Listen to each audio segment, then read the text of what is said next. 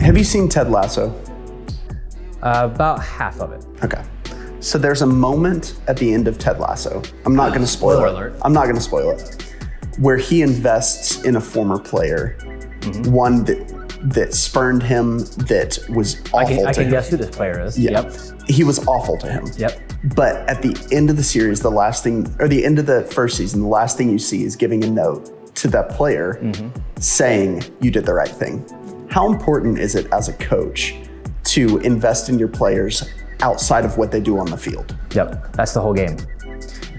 And I know any coach hearing this is saying, I don't have time for that, right? Because you've got a game plan for your opponent, you've got to run practice, you've got to recruit, especially at the college level. Recruiting has become this unmanageable monster.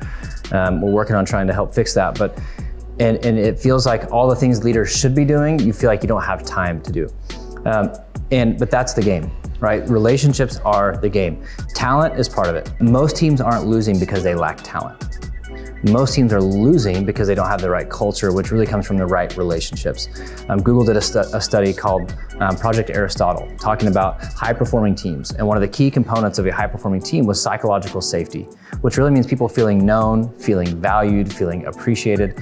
And we make that seem super awkward. It's like, oh, so I gotta go like hold hands and sing Kumbaya around the campfire with my guys? Like, no, like, don't make it weird. It's just, hey man, how you doing? Like, how's your girlfriend?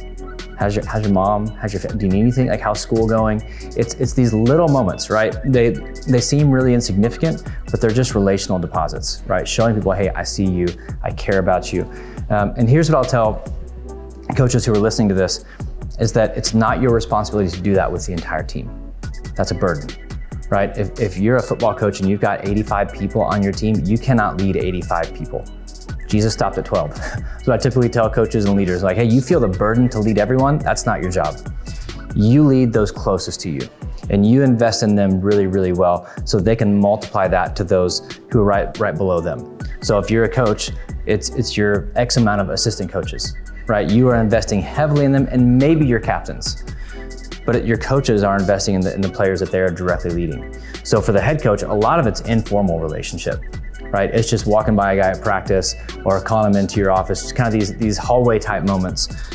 So don't go too deep thinking this is an insane amount of work. It's just being aware of your people and being intentional in moments to connect with them, because relationships really are what drive performance.